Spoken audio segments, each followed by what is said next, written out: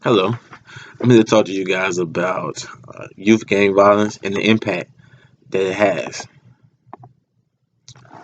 The predominant image of gangs is patterned after the major gangs of Los Angeles, California. They're famously known for their colors, red and blue. They're the Crips and the Bloods. Gangs are denoted as a clique of people associated for socially delinquent reasons. Before the Crips and the Bloods, there was a gang called the Black Panthers, founded in 1966. They are known as a Black Revolutionary Socialist organization. But the Panthers, they attributed every characteristic of a gang. They were associated by social revolution, and they engaged in violent behaviors. But now gangs can be spotted in every rural and urban city. Smaller rural city groups refer to their gangs as street gangs. Um, some start some start locally in our schools and neighborhoods. Youth gang activity has consistently risen year to year since the 80s. Juvenile gangs, they are considered to consist of adolescents and young adults from the ages of 12 to 20. Youth gangs are interrelated with drugs, money, and crimes. The major three motives of the youth joining gangs are for protection, companionship, and for money. Uh, Protection in terms of feeling a sense of safeness because he or she belongs to a certain gang. Juveniles who are consistently picked on day in and day out are subtle to joining gangs in an attempt to have a protection force against their bullies. Some join gangs to appear as a tough guy in their city or in their neighborhood. Loneliness can cause a teenager to turn towards the bad guys in the neighborhood. Maybe they find that companionship and the sense of belonging by being a part of a close knit gang. The group of friends that one hangs with can predetermine or determine a youth gang involvement. Teenagers, they necessarily do not pick their friends. Teenagers in the ages of being from 13 to 17, and those are the kids in say the kids in middle school and high school. They don't pick their friends. They're more chosen for them, as in the sense of uh, their neighbors, the neighbors' kids, the people they go to school with. They can't really pick from a different city or a state their friends.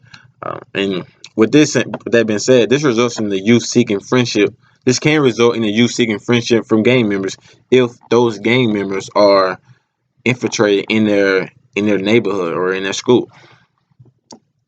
Money is the root of most gang association. A juvenile from a poor, struggling family can be appealed to the image of the easiness of making illegal money in order to help his family out and also to have some pocket money for himself. This generation of youth would rather make a quick buck than to work, than to have a job and make a wage or have a salary. Uh, making and bringing in illegal money are the results of crimes. They are results of crimes, robbery, drug and gun trafficking, murders, and many more illegal activities. These crimes, they bring upon society's perception of youth gang members as violent humans, and that the root of this evil is money. Uh, Fear of youth gang violence, it has grown throughout the public, given the statistical numbers between the number of gang and gang violence. The public's fear is well validated. The proliferation of youth gangs since 1980 has fueled the public's feud and magnified the public's fear about youth gangs. The FBI estimates the total amount of gangs in the United States as 33,000, with about 1.4 million members criminally active. Um, these numbers give people a reason to fear. It would make anyone scared.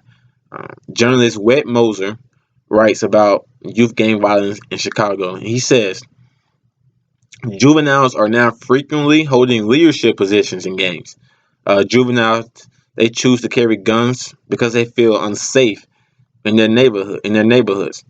In Chicago, this is that as an example, the destruction of some public housing where gang members live, they have scattered and migrated gangs into rival territory.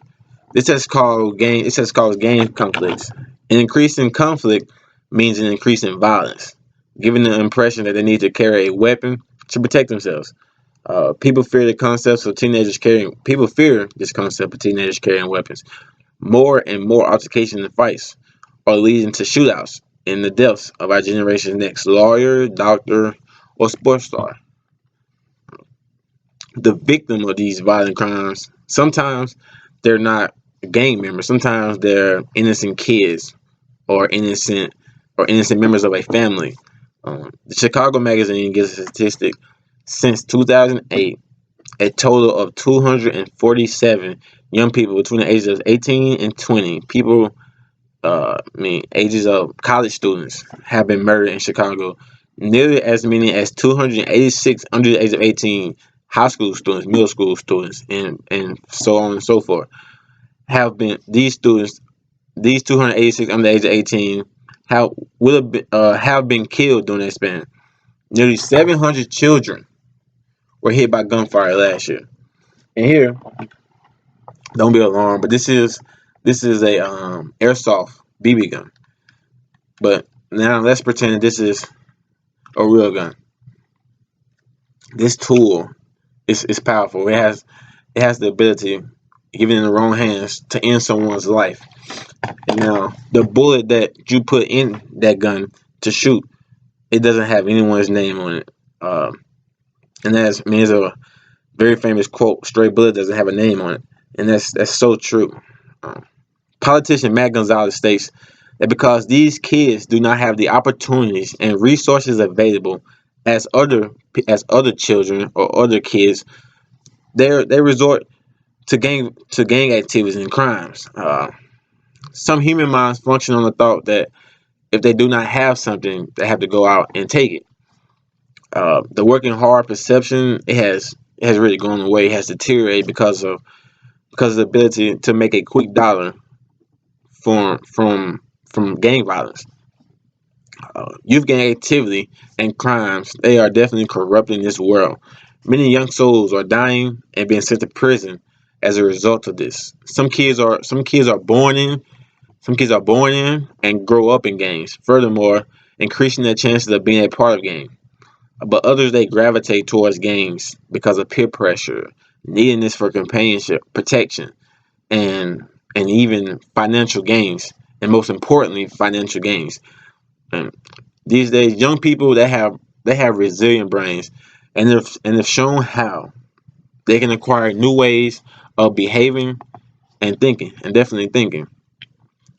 Thank you for listening to me as I have informed you of the three motives of gangs, the public's fear of gangs, and the innocent victims, the statistic numbers of the number of innocent victims of gang violence. Thank you.